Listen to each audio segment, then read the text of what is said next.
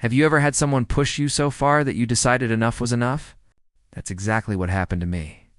The night HOA Karen stole my boat. She thought she could take what was mine, sail it across my own lake, and face no consequences. But that night, I showed her just how wrong she was. Let us know where you're watching from today. And if you're new here, don't forget to like this video and subscribe to join our growing community. Nights at my lakes at Appin are supposed to be peaceful. I built my life here on the promise of quiet, just me. My old Labrador named Duke, and the slow, calming rhythm of water lapping against the dock. I like to sit on my porch at night, a cold beer in hand, staring out over the moonlit lake, letting the silence wash away the noise of the day. But on that night, a laffy that was shattered. It started with a sound so out of place that it made my skin prickle, the low growl of an engine. At first, I thought it was someone driving along the distant road that circled the lake. But then the sound got louder, deeper, and unmistakable. It wasn't a car. It was my boat. I bolted upright, my chair scraping the deck as I rushed to the edge of the porch. Through the soft glow of the moon, I could see movement on the water. My boat, a 20-foot aluminum fishing boat that I had worked my tail off to buy, was cutting across the lake. And standing there at the wheel like she owned every inch of it was none other than HOA Karen. Karen was infamous around here. She wasn't the president of the homeowners association, but she might as well have been. She ran the board like it was her personal kingdom. Everyone knew better than to get on her bad side. Everyone except me. I never liked being told what to do. Andy sure as hell didn't appreciate her sticking her nose in my business. "Karen?" I shouted, my voice echoing across the still water. "What the hell do you think you're doing on my boat?" She didn't respond. Maybe she couldn't hear me over the engine. Or maybe she just didn't care. Knowing Karen, it was the latter. I watched Inda's Beelf as she laughed with two of her friends, a wine glass in hand. Cruising across my private dockside like she was throwing her own little midnight yacht party. The rage that welled up inside me wasn't just about the boat. It was virile. Every petty, arrogant stunt she'd pulled since she'd moved into the neighborhood 3 years ago. Complaining about my porch lights being too bright, filing noise complaints over my quiet weekend barbecues, even trying to tell him that my fishing nets were a safety hazard when I hung them too dry. But this stealing my boat, my father's boat, was last straw. That boat wasn't just a piece of property. It held memories of me and my dad out on the water fishing at sunrise with thermoses of black coffee and sandwiches Mom packed. My father bought it just a few years before he passed, and I swore I'd take care of it like he would have. Seeing Karen to kite without permission felt like a slap in the face, not just to me, but to him. I clenched my fists, feeling my nails dig into my palms as I watched her steer my boat farther into the center of the lake. I considered calling the sheriff right then, but I knew Karen, she'd twist the story to make herself the victim. She'd say I gave her permission, or that it was all a misunderstanding. I needed proof. So I pulled out my phone and started recording. I zoomed in on her smug face, her friends' clinking glasses, all of them treating my boat like it was a rental at a theme park. I wanted every second of this captured, not just FOM, but for the day I'd finally have enough leverage to bring her down. For hours I sat there in the dark, theftless light off, just watching. Duke sat next to me, his head resting on my knees, if sensing my anger. Around 2 a.m., Karen finally brought the boat back. She docked it with zero care, scraping the side against the wood, and hopped off like she hadn't just trespassed on my life. To make things worse, she tossed an empty wine bottle into my trash can as if I were her personal janitor, then strutted back to her house in her high heels, leaving muddy footprints all over my dock. I stayed outside long after she left, staring at the boat rocking gently in the water. I could still smell the wine from her spilled glass mixing with gasoline scent of the engine. My chest tightened with anger and something deeper, something like betrayal. Karen didn't just cross a line. She bulldozed right over it. That was the moment I made a decision. Karen thought she could walk all over me because she had a title on some HOA board. But this was my property, my lake, and my boat. And if she wanted a war, she'd get one.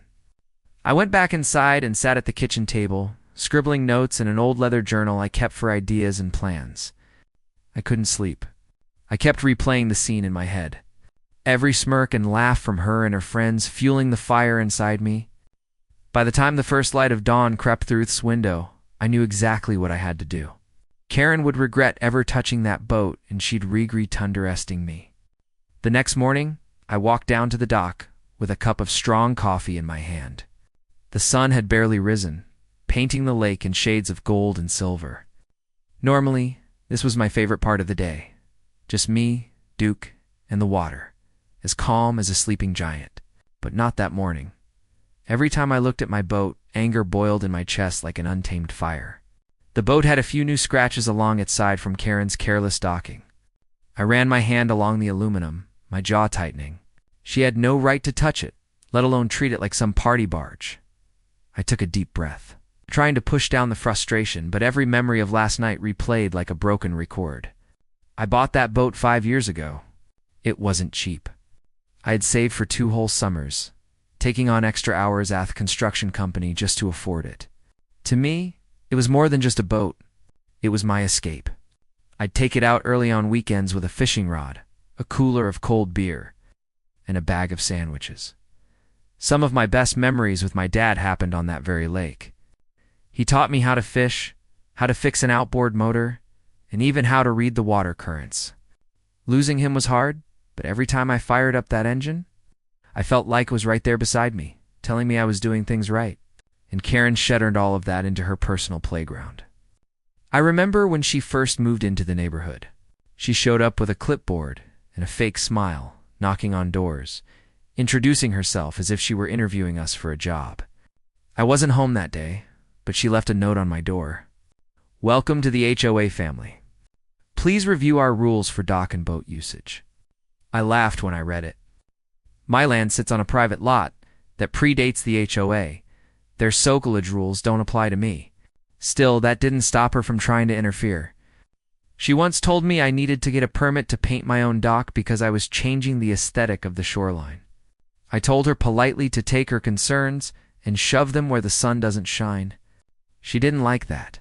Ever since, she's been looking for ways to get under my skin. Last month, she sent me a formal letter demanding that I remove my boat lift, saying it was too large and unsightly. I tossed it straight in the trash. She even called the sheriff once, claiming I was running illegal boat tours. When the deputy showed up, he rolled his eyes and told me not to worry. Karen had a reputation for wasting everyone's time, but stealing my boat overnight, that was a whole new level. It wasn't just harassment anymore. It was trespassing. If I wanted to, I could have pressed charges right there. But pressing charges wasn't enough. People like Karen don't learn from fines or warnings. They'll learn from humiliation. As I sipped my coffee, I studied the boat, picturing the smug look on her face as she cruised across the lake with her friends. That image alone pushed me past my breaking point. I knew what I had to do. If Karen wanted to act like she owned my boat, I'd give her a ride she'd never forget. One she wouldn't see coming. But before I could set anything in motion, I had to make sure she couldn't spin this around in me. Karen loved to play the victim, and the HOA was full of people who bought into her lies. So, I started by gathering evidence. I saved the video from last night, uploaded it to a secure drive, and even printed a few still shots of her on the boat with that wine glass in hand. I wanted everything documented. I also started talking to some of the neighbors. Most of them were fed up with her antics, too. One of them, Dave, told me she'd been bragging about taking the boat for a spin during their morning coffee group. He shook his head and said, "Man, she's poking the wrong bear this time." Couldn't agree more. As the day went on, I began preparing my plan. I cleaned the boat, made sure every part of it was running perfectly, and checked the hull for leaks. Everything was fine, which meant I could move forward. I even made a few quiet modifications. Once Karen wouldn't notice if she decided to take it again by the time the sun set. I was ready. I sat on the porch waiting, just like last night with Duke by my side. This time, I wasn't just an angry man watching from shadows. I was a hunter waiting for the trap to spring. I didn't have to wait long to see if she'd try something again. Because the thing about people like Karen, once they think they can take advantage of you, they always come back for more. The next evening, I sat on my perch, watching the sun dip below the tree line, turning the lake into a mirror of fire and gold. My gut told me Karen wasn't done yet. People like her power, hungry, self-righteous, don't just stop after one trespass.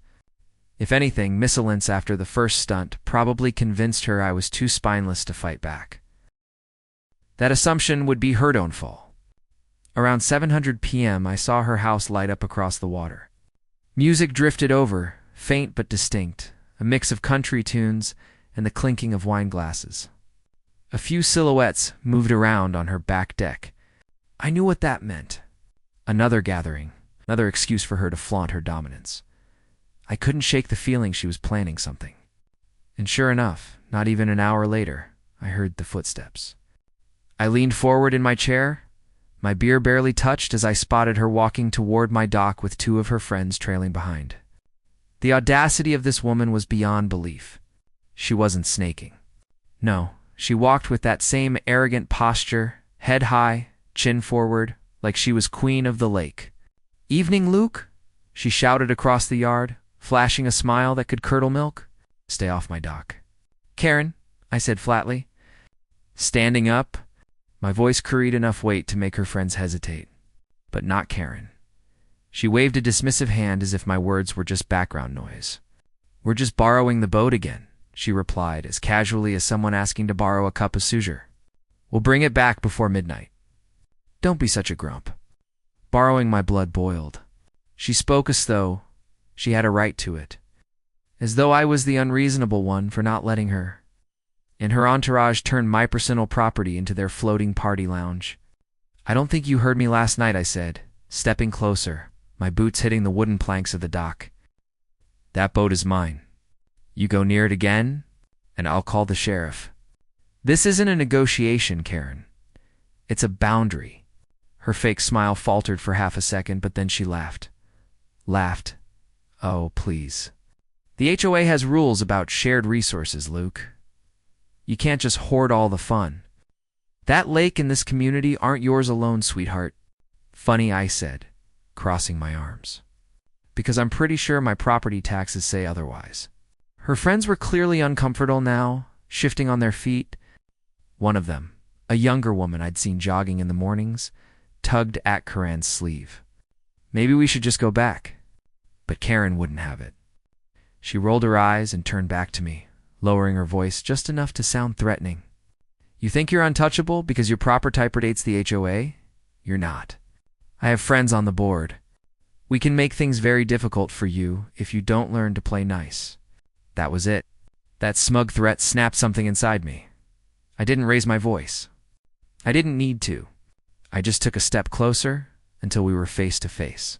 And I said, "Touch my boat again, and I'll show you just how difficult I can make your life." Her smirk faltered this time. I could see it, the flicker of doubt in her eyes. But Karen was too proud to back down in front of her audience. She turned on her heel and stormed off, muttering something about men with tempers as shouldn't. I stood there on the dock, fists clenched, heart pounding. That moment confirmed what I already knew.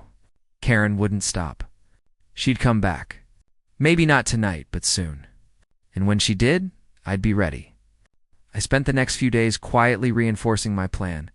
I checked the boat's bilge pump, tightened the drainage plug, and prepared a little surprise that wouldn't hurt anyone, but would make a point she'd never forget. I even installed a discreet camera on the dock, hidden beneath the railing, so I'd have full footage of whatever stunt she tried next. Sure enough, on Friday night, I saw her silhouette creeping with the dock again. This time, she didn't bother announcing herself. Her friends weren't with her, just Karen, in her high heels, strutting down my dock like a thief what thinks she's clever.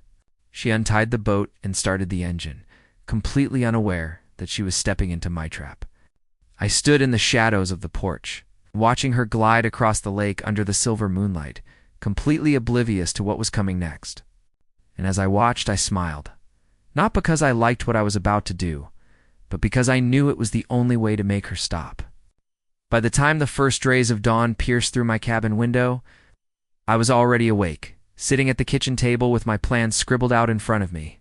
I wasn't a man who believed in petty revenge. But this wasn't petty anymore. Karen had crossed a line so bold, so personal, that doing nothing would have meant surrendering every shred of self-respect. I had left. I poured myself a cup of coffee, the bitter scent fueling my resolve, and stepped outside to the dock.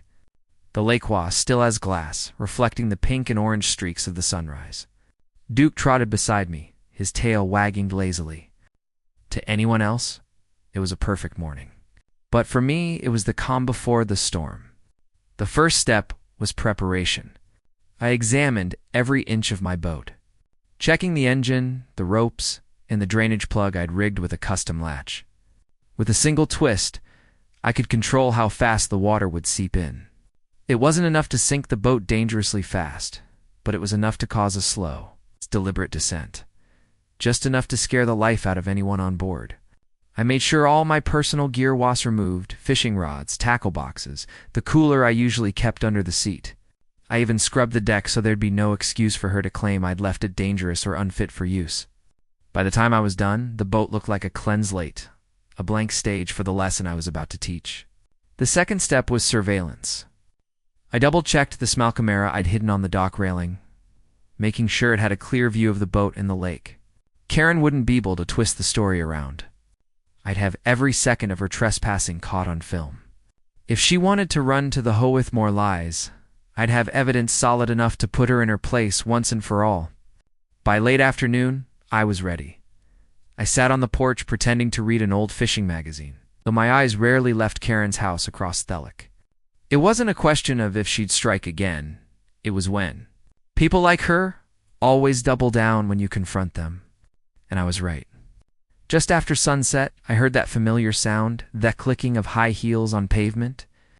My lips curled into a thin smile as I watched her silhouette move toward my dock. She wasn't alone. This time she had brought one of her wine-loving friends, probably thinking it would make the ride more fun. Unbelievable, I muttered under my breath. I kept still blending into the shadows of the porch. Duke gave a low growl, but I placed a hand on his head, calming him. Not yet, boy. Let her take the bait. Karen and her friend climbed into the boat, laughing as they fumbled with the ropes. She had no idea that the plug under the seat was already loosened. As soon as she started the engine and pushed off dock, I activated the timer mechanism. I'd set up a subtle trigger that would slowly allow water into the hole. From my vantage point, I watched them speed toward the center of the lake, their laughter echoing through the night air. I imagined the moment when Karen would start to notice the boat sinking, panic seeping in as fast as the water rising around her feet. About 30 minutes later, I saw the boat begin to dip, just slightly at first. Then, more noticeably, as the boat tilted, I grabbed my binoculars and watched Karen's reaction. She was flailing, yelling at her friend, trying to figure out what was happening. I almost felt bad. Button. I remembered every sneer, every petty rule, every time she tried to humiliate me. This wasn't cruelty. This was justice. I didn't leave her out there to drown. I'm not a monster. I had my own small dinghy ready on the side-off dock. And once I saw the boat starting to really take on water, I rowed out calm and steady. When I reached her, she was furious, standing knee-deep in water, screaming. What did you do to your boat? My boat, I said, raising an eyebrow. My boat that you stole looks like you're the one who did this. Karen, she tried to climb into my dinghy, but I blocked her with the oar. No, I said coldly. You get to swim back. Maybe next time you'll think twice, Bear, touching what doesn't belong to you. She cursed me the whole way as she splashed toward the shore, her friend trailing behind her. I sat there for a moment, watching my boat sink just below the surface, tethered to a line I could retrieve later. I felt a strange mix of anger and satisfaction. The trap had worked. The lake was still and quiet, except for the faint splashing from Karen's panicked arms. I sat in my dinghy, watching her thrash in the water, her once perfectly styled hair plastered to her face. Her friend was quieter, focused on dog paddling back to shore with shaky breaths. It was a surreal moment, almost cinematic. Seeing the self-proclaimed queen of the Horadus to a soggy mess in the middle of my lake. When I glanced back at my boat, I saw the plan working perfectly. The water line had crept higher. The bow was dipping low, groaning under its sound weight. It wasn't sinking fast enough to cause real danger, but it was slow and steady, just enough to send the right message. Karen screamed across the water. Luke, what's wrong with your stupid boat? Did you sabotage it? I rooed a closer. Not too close, just enough to let her see my calm expression under the moonlight.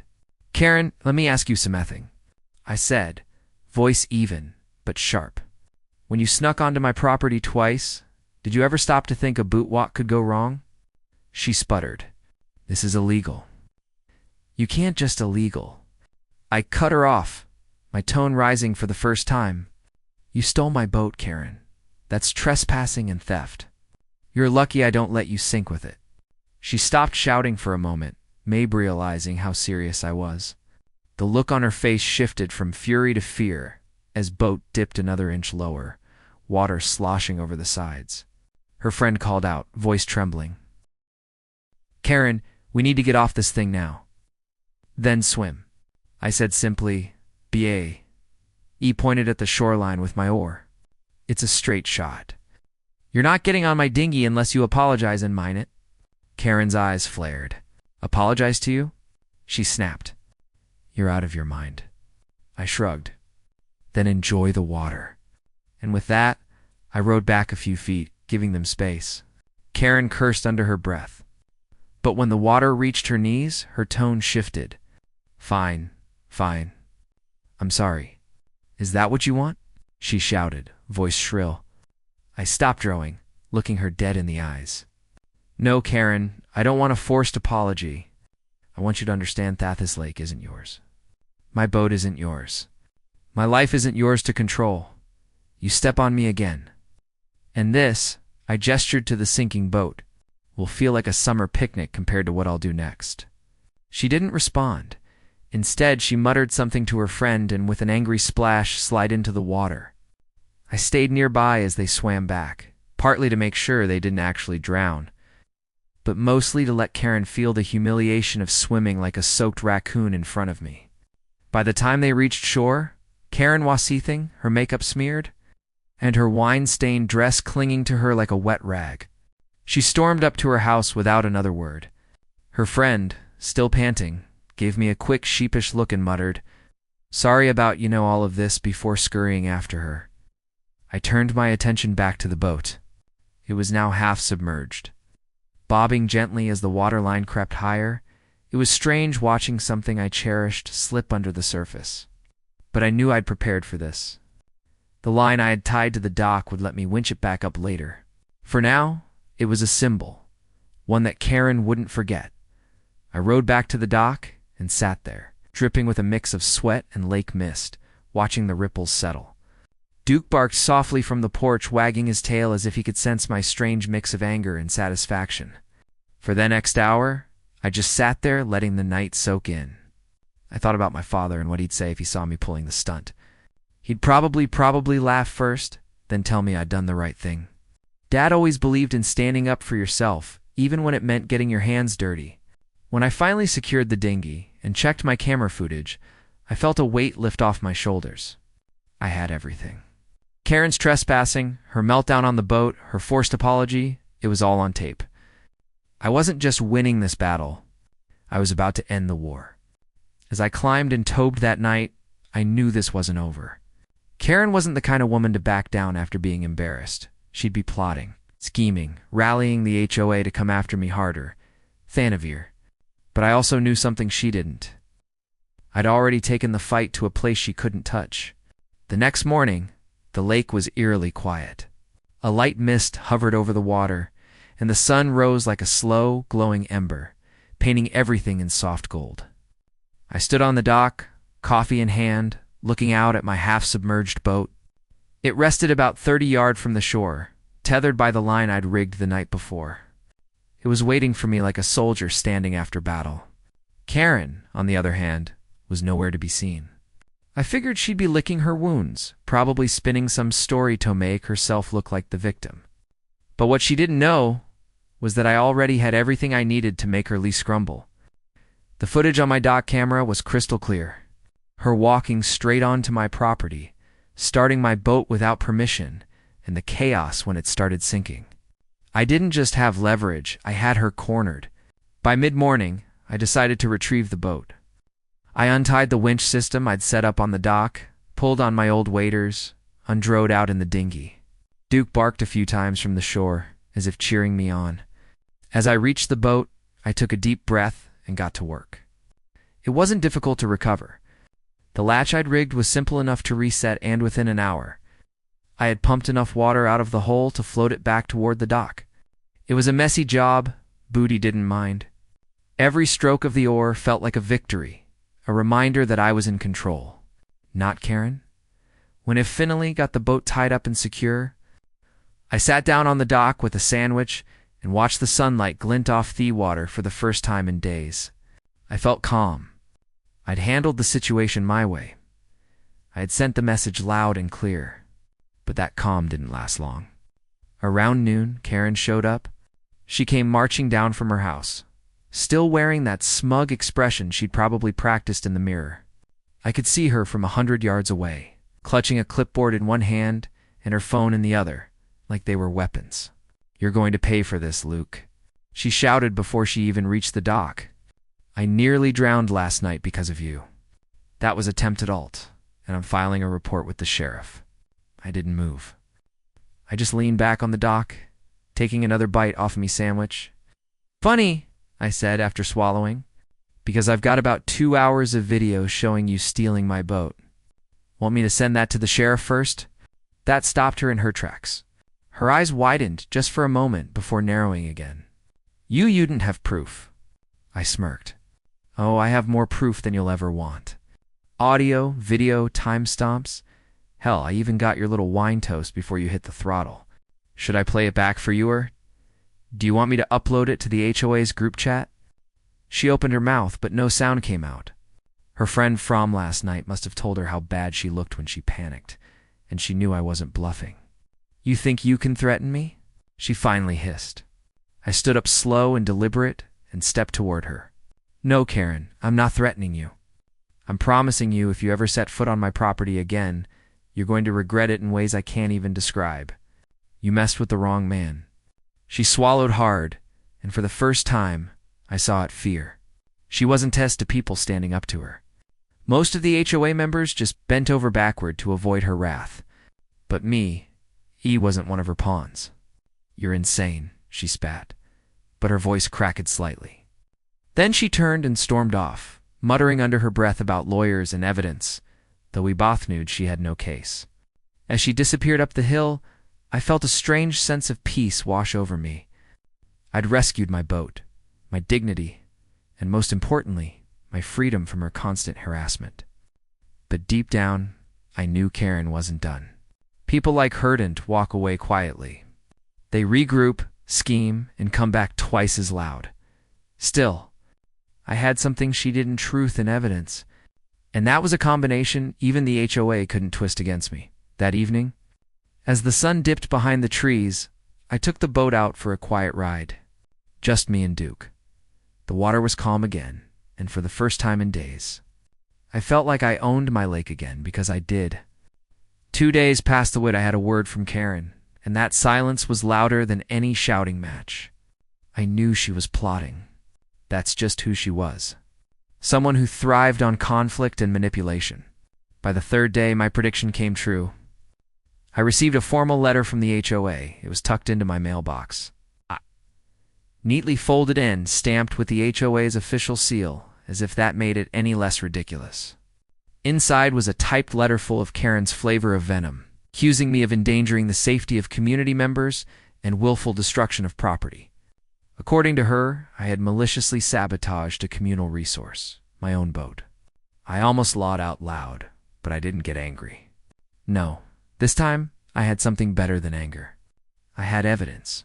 That night I pulled together every video clip I'd saved from my dock camera, Karen's first theft. The wine glass in her hand, her laughing with her friends, and the chaos as the boat slowly sank while she screamed.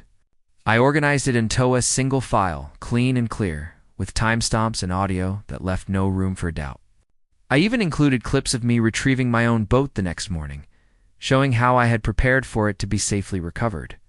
The next HOA meeting was scheduled for Thursday evening. It's held at the Community Clues, a place I usually avoided like the plague. But that night I went. I walked in wearing my old leather jacket, calm and collected, while Karen sat at the front like a queen on her throne, her clipboard and a stack of papers in front of her. Well, Luke, she said, forcing a smile as fakey as a plastic flower. I'm glad you decided to join us. We have some very serious matters to discuss regarding your recent behavior. Perfect, I said, taking a seat in the front row. I have something to discuss, too. The room was packed with neighbors. Some of them nodded at me in quiet support. Others looked wary, as if waiting for the drama to unfold. And boy, did it unfold. Karen started the meeting with her usual monologue about community standards and shared values. But when she moved to the agenda item labeled Luke's boat incident, I stood up. I think everyone here needs to see something before Karen continues with her lies, I said, holding up my tablet. Karen's smile faltered. Excuse me, Butu, can't just... Oh, I can. I interrupted because what I have here is the truth, and I think everyone's tired of hearing only one side of the story. I connected the tablet to the projector, and within seconds, the room was filled with the sound of my boat engine roaring across the lake, with Karen at the wheel. Gasps filled the room as the footage played, showing her sipping wine, laughing, and blatantly trespassing on my property. Then, as the video cut to her panic when the boat began sinking, I couldn't help but notice the smirks and raised eyebrows from some of the other home members. When the video ended, I spoke clearly, my voice firm but calm. That's me boat, my private property. She stole it twice, and now she's accusing me of sabotage and endangering her safety. That's reconsidering she was the one breaking the law. Karen's face turned red, and for the first time she didn't have a quicker dirt. She stammered. This is taken out of context. He set me up. He out of context, I said, cutting her off. Karen, you're on video stealing my boat in the middle of the night. You weren't invited. You weren't given permission. And this idea that it's a communal resource, that's nonsense. My property isn't under HOA control. Yauk know it. I know it. And now everyone here knows it. The room fell silent. Only if the HOA board members, a man named Greg, who'd always seemed too quiet for his own good, finally spoke up. Karen, is this true? Did you take his boat without permission? Karen tried to deflect, talking about community spirit and sharing resources, but her words fell flat. It was clear the board members were tired of her antics. The murmurs in the room grew louder, people shaking their heads, some openly rolling their eyes, honestly. Another board member said, "This looks really bad. I don't think we can support any complaint against Luke when we have this kind of evidence." Karen looked like she was about to explode. "You're all taking his side after everything I've done for this neighborhood." "Done for us?" Someone in the back muttered. "More like done to us." The meeting devolved into a storm of voices. Neighbors finally venting their frustrations about Karen's power trips. I stood there, arms crossed, watching as the very empire Karen had built started crumbling around her. By the end of the night, the board voted to suspend Karen's authority on the HOA until a formal review could be conducted. She stormed out of the clubhouse, slamming the door so hard that the glass panels rattled. I didn't need to gloat. I just walked out quietly, the cool night air hitting my face like a reward. Justice was finally taking shape, and Karen was learning the hard way that she couldn't bully everyone forever. The day after the HOA meeting felt different, lighter, like a weight had been lifted off my shoulders. For the first time in weeks, I could sit on my porch with a coffee, look out at the lake, and feel peace again. No glares from across the water, no unexpected intrusions on my property. Karen's house looked quiet, almost eerily so. Her curtains were drawn, and I hadn't seen her car leave the driveway all morning. Word spread quickly after that meeting. By noon, 3 different neighbors stopped by just to tell me how relieved they were that someone had finally stood up to her. Dave, the old-timer who lived 2 lots down, grinned from ear to ear when said, "About time someone put Karen in her place." "You're a hero around here, Luke." I laughed it off, but I couldn't deny the satisfaction that came with those words. It wasn't just about me anymore. Karen's behavior had been making life miserable for nearly everyone in the community. My little showdown on the lake wasn't just revenge. It was justice. Not just for me, but for all of us who'd been under her thumb. 2 days later, I got an email from the HOA board. The subject Lina Reed, Karen's removal from leadership roles. I opened it and smiled. They had officially voted her out, citing her repeated misconduct, harassment of community members, and abuse of authority. It was about as polite as an official takedown letter could get. Apparently, the video I'd shown at the meeting had made its rounds on social media too. Someone must have recorded it on their phone because a clip surfaced on a local Facebook group. Karen's meltdown while the boat sank became the talk of the town with comments like HOA drama at its fine stand. Luke deserves a medal. I didn't post the video myself, but I couldn't help chuckling every time someone sent me a screenshot of Karen's red, furious face mid-scream. It was poetic justice. By the weekend, I decided it was time to take the boat out again. I had fully drained it, cleaned every inch of the hull, and made sure the engine was running as smoothly as ever. It was my first peaceful ride on the lake in what felt like forever. Duke sat beside me on the deck, his ears flapping in the breeze as we cruised to the center of the water. Out there, surrounded by nothing but rippling waves and the cry of distant birds, I felt something I hadn't felt since this whole mess began. I wasn't looking over my shoulder for Karen's next stunt. I wasn't dreading another HOA letter. The lake was mine again, in every sense of the word. As I sat there, letting the boat drift under the afternoon sun, I thought about what had happened. I had never been the kind of man to seek conflict. I liked my life simple, quiet, and honest. But sometimes you don't get peace by avoiding trouble. Sometimes you have to stand up, draw a line, and say, enough is enough. That night, I grilled some steaks on the back deck, inviting Dave and a few of the friendlier neighbors over for dinner. We laughed, swapped stories, and toasted tough end of the Karen era, as Dave called it. For the first time in years, I felt like this neighborhood wasn't just a place I lived. It was a community I could enjoy again. Karen, on the other hand, went quiet. I heard rumors that she tried to file some complaint with a lawyer, but even they told her she didn't have a case. She stopped showing her face at community events, and from what I could gather, she was too embarrassed to even look people in the eye. Maybe she'd move away. Maybe she'd just stay bitter in her house. Either way, she was no longer my problem. As I watched the sun set over the lake that evening, painting the water with streaks of orange and purple, I felt a deep, satisfying calm. My father used to tell me, son, never let someone push you around on your own land. Stand firm, but stand fair. I smiled, knowing I'd done just that. Justice had been served, not through anger or violence, but through careful planning, truth, and a little bit of poetica back. Before I went inside, I turned to the camera with a thought for anyone who might find themselves in the same position. Sometimes the only way to get peace is to make a little noise first. Don't let bullies run your life. Stand tall and let them sink with their own arrogance. And that's how I reclaim my lake, my boat, and my peace of mind. If you've ever had to deal with someone like Karen, you know exactly whose satisfying it feels when justice is finally served. If you enjoyed this story, take a moment to reflect. Have AO ever had your own HOA Karen moment? I'd love to hear your story in the comments.